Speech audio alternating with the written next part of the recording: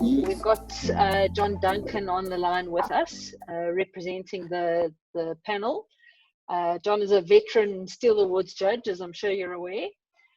So he's been looking at all of the different entries with us. Now K+N is it's a fairly standard generic box warehouse, but Brandon will take you through that. What Brandon will do is Brandon's going to quickly run you through the model, the different members we used, the sizes, the project timelines, and then I suppose any other queries you want us to answer. Okay, super. That's great. Take it away. Go for it, Brandon. Okay, perfect. Okay, well, just to give you a brief description. Okay, K+N. Okay, this is the new offices and warehouse for K+N in South Africa. I think what we can do is, if you want me to, I'd like to. Can I share my screen with the model on? Okay, so this is basically what the steel structure looks like on the K+N warehouse. Now, what we've got comprised is we've got 8 UC sections which we've used for all the internal columns, and UB section columns on your eaves, around the perimeters on your eave and gable ends. Okay, the structure overall is 124 meters long, it's 84 meters wide, and our height on the high roof is at 18 meters. Now, the reason why they've done a high roof and a low roof is because on these ends over here, they've got they've used translucent sheeting just to allow a little bit more lighting to the structure. The height also allows they've got quite a complex racking structure which they've got inside the structure, which I'll get to just now on the design of the structure. We've got angle trusses. Now on the high roof, these trusses were spliced in 3 sections, which makes up 34 meters. On the low roofs, it's also angle trusses, which have 28 meter spans. Our girder sections are made from RPEs, angles, and there's a UB section on your top chord. This I think was also because the spans of the girders are 34 meters wide, 34.5 meters long. The reasoning that they've done the trusses and girders systems in this structure was also to allow for floor space, which was quite important for the tenants. Like I said, they have got some complex racking structures in here, so they've actually got a very nice floor area, which the steelwork allows. We've got a bracing system on both gable ends of the structure. They're angle braces, and then we've got tubular braces which come down on the sides.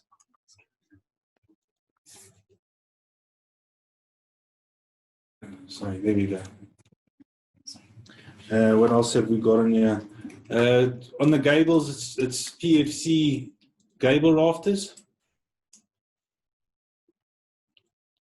And we've used pre-galvanized lip channels for the purlins and girts on the structure.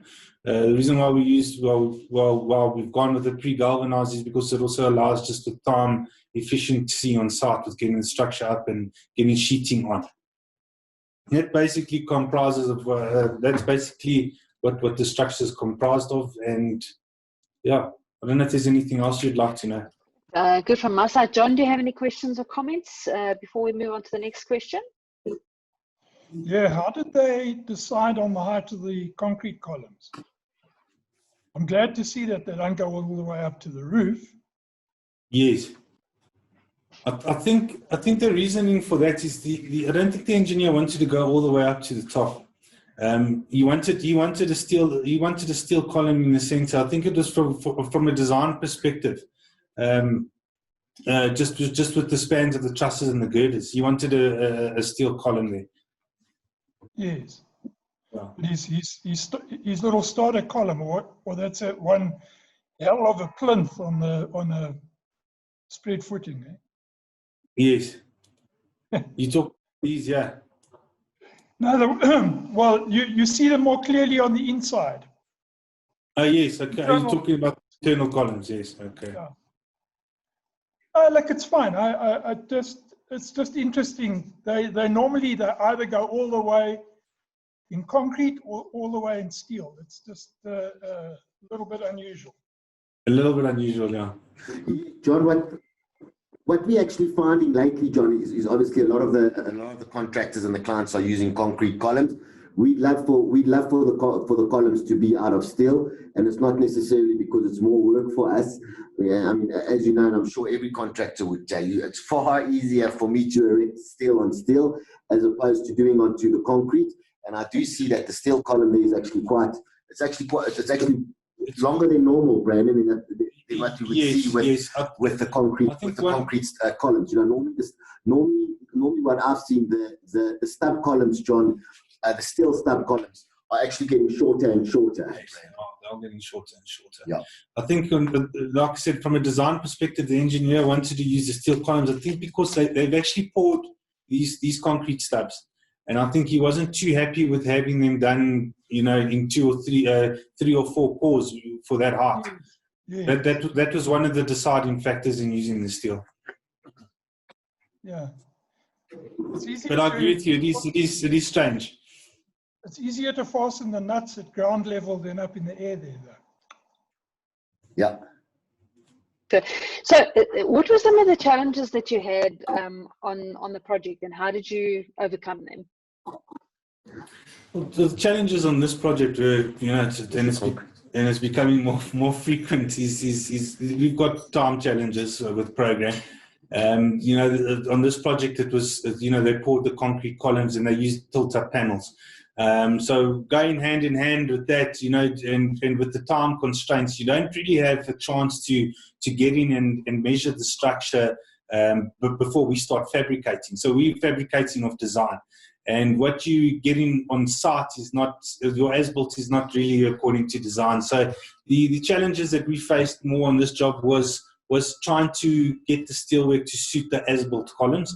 So we worked quite closely with the engineer in the adjustments that needed to be made, which were fitting onto these plinths internally, because you can see the plinth is actually not very wide, which doesn't leave much tolerance there. No, it's quite tight. Yeah, it's very tight. It's very tight. So there were a few factors. We actually had to, the engineer actually engineered us, you know, he actually gave us a sequence to follow with regards to getting these internal columns in the correct positions. There was actually quite a few where the contractor actually needed to pull columns. In order to do that, we needed to support the structure. So he actually designed temporary H columns for us to support the girder, so that we could loosen this connection for the guys to pull the columns into position. Besides that, it's just time constraints on program that we needed to adhere to, and you know, which is becoming more frequent on the steel supplier and erector. You know, the delays that we've experienced here was expected from us to try and make up time, because we are always the oh man, I'm lost for words at the moment. No, it's always the steel guy who's holding the whole project up. I think Brandon's been diplomatic, John. The challenges that we had on this project was the concrete wasn't in the right place, to be quite frank. I'm horrified to hear them pulling columns over. You know, it's particularly concrete columns, which are not really all that ductile. Yeah.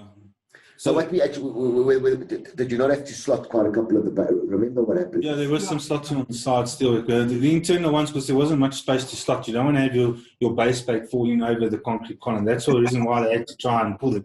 And if you're shocked by that, John, I actually, on this project for the first time, I actually saw them with bases that we had checked going forward, because we eventually got our own surveyor out to positions. There was one, I actually want to show you on the model. Because this one exactly, this one was out by about 18 millimeters. Now, for the first time I've seen, they got a contractor in that actually pumped chemical underneath the base to lift, to try and move it into a better position, because they can't pull it by 80 mils. It was ridiculous. A very expensive exercise, but interesting to see.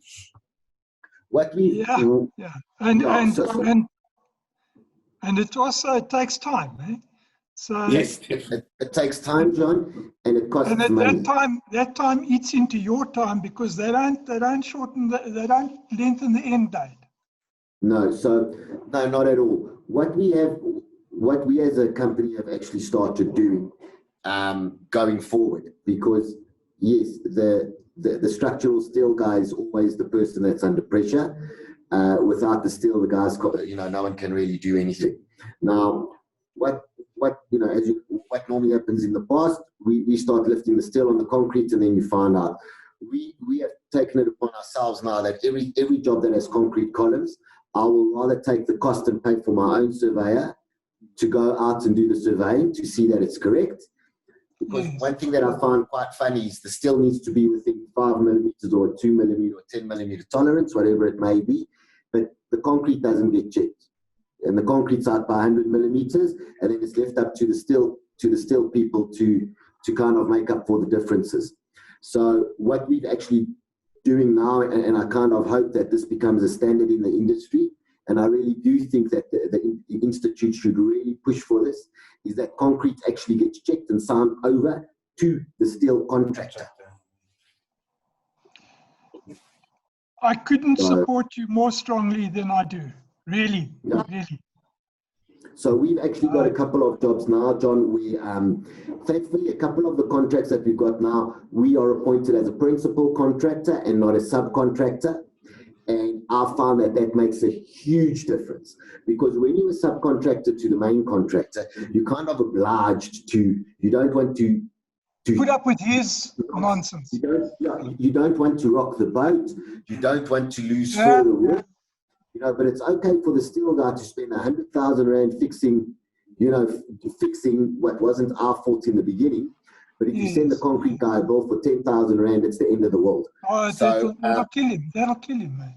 Yeah. So what we've started doing now, we've actually got 2 jobs now where the concrete gets signed off by us, and we ask the consulting engineer to actually go and check and sign it off to us, so that so before we start lifting steel work, which I think is the right way to handle it anyway.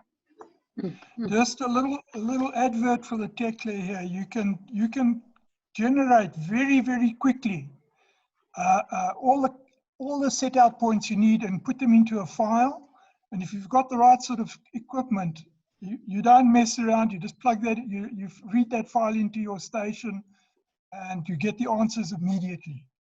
So maybe you must just contact us or just have a look at it. But it's a simple, easy way of checking the dimensions. Okay, thank you. You know about that? Yeah, we actually put that on. Once we get the survey, we give that to our draftsmen so they can actually overlay it. See, is that what you're basically referring to, John? Well, yeah. Did they give you a file? Because it should be done automatically. You can either load a data file from the surveyor, or you can provide the surveyor with what the points are that he can go and look for it. Say you've got a point halfway up the wall, 1.2 meters up the wall. They can just put a pointer on there till they get to the point and say, that's it. There we are. From the survey system. Okay, all right. Oh, that's interesting. I didn't know that was possible then. Yeah, no, it's a little tool that's very useful. So we learn something new every day. How to do it.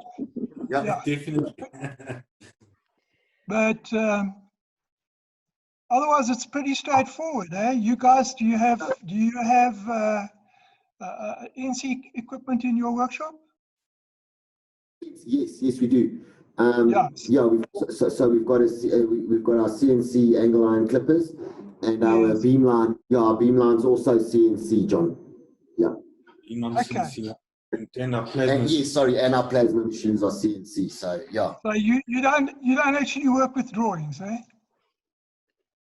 The boiler makers work with drawings, but with making the parts, it goes into the boiler maker. All he needs is the assembly drawing, so he knows where to glue them together. 100%, yes. Yeah. Good. It's amazing how the industry has evolved. Yeah. So You've touched a bit on the challenges and is there anything unique or interesting about the fabrication and erection process that you want to highlight? There's nothing really out of the norm on this. We had pre-cambers on the trusses and the girders, which is standard stuff that we do in the workshop. Besides that, from a fabrication point of view, there wasn't anything extraordinary. What would you say makes this project stand out from other warehouses, though? Is there anything that's interesting that needs to be noted on? No, not really. The only thing that I found different on the structures is you got these wing columns over here. So quite interesting to see on site. I haven't seen that on the previous structure. That's just to take some of the wind forces. I think that what's interesting on this one is the fact that that hopefully the contractor and the engineer have learned that they never go with concrete up in the air columns again. Yes, I'd love for it to be out of all steel. I wish the guys would learn from this, but yeah, not yet. You're talking about those wind columns there on the ends. Those could be steel as well. You just make like a vertical truss there to get the wind load back down to the ground. That's it. Yes. Great. Last question from me, and then if John's got any comments or questions, he can also ask. What do you think went really well, or what are you particularly proud of on this project? Well, I'm very proud. I'm very proud of my team, and I think SE Steel Fabrication prides itself on giving clients a quality product within the parameters of that the program allows. If not better, we always try and push for that. And I'm very proud that my team has assisted us to get this structure going. With all the problems involved, we actually mitigated a lot of the delays that we had on this project. And I think the steel work has always been on the critical path. That's just one thing that makes me proud in the steel industry, is just to see how steel work it makes or breaks a project, to put it that way. Mm-hmm. John, anything you want to add? No, I think this is, the project just shows you the benefits of the new technology, the way, let's just add to that technology with our little trick with the survey for you guys. I mean, that's it. Yeah, you must speak to John. Yeah, there's a lot of stuff that, and I'm sorry, Denise, I'm advertising here. No, it's fine. The guys get into a groove, and they become very good at detailing the stuff. But there's a host of benefits for the management project team in that Tekla model that I'm really quite enthusiastic to get out there and get you guys using it. It just makes you more efficient, makes your job easier. So I look forward to hearing from you. Right. Any final thoughts from you, gents? Is there still that you'd like to share, or anything you want to highlight or say before we close? It was I always say to you, Denise, it's a fairly standard box, but these standard boxes are the bread and butter of the steel industry, eh? So yeah. Well, you're always mocking me. I say a warehouse is a warehouse. Yeah, that's John's famous quote.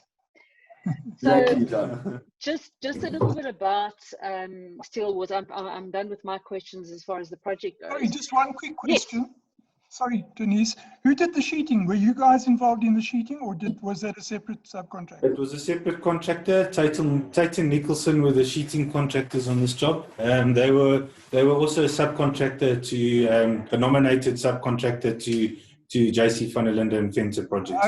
Okay. So you had to get the purlins and girts in the right place, and that was it. Exactly, and like I said, with the issues we experienced with the with the concrete work, especially on your eave sides and gables.